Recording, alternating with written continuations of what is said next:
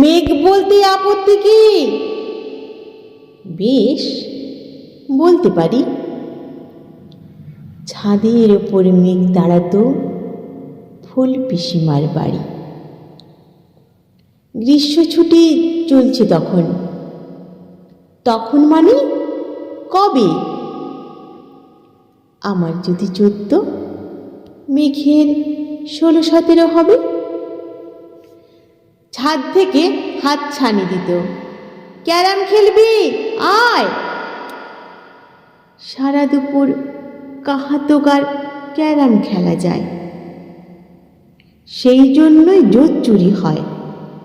হ্যাঁ, জোর চুরি হতো। আমার যদি 14, মেঘের 15-16 মতো। ঘুরিয়ে দিতে জানতো খেলা, শক্ত ঘুঁটি পেলে জায়গা মতো সরিয়ে নিত আঙুল দিয়ে ঠেলে। শুধু আঙুল, বোড়ের ওপর লম্বা ফ্রকের ঝুল, ঝপাং ফেলে ঘটিয়ে দিত ঘুঁটির দিক ফুল। এইখানে না ওখানে, হ্যাঁ এইটা না ওটা। ঝাঁপিয়ে পড়ে ছিনিয়ে নিল ঘুঁটির বাক্সটা।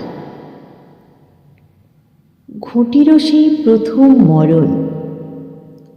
প্রথম মরা মানে বুঝবে শুধু তারাই যারা ক্যারাম খেলা জানে। চলেও গেল কদিন পরেই মেঘ যেমন যায়। কাঠফাটা রোদ দাঁড়িয়ে পড়ল মেঘের জায়গায়।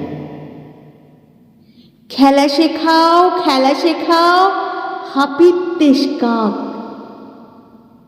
কলসিতে ঠোঁট ডুবিয়েছিল, জল তো পুড়ে খাক।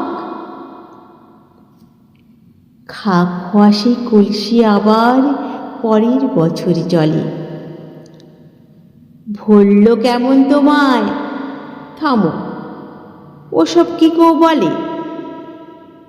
আত্মীয় হয়, আত্মীয় হয়, আত্মীয় না ছাই?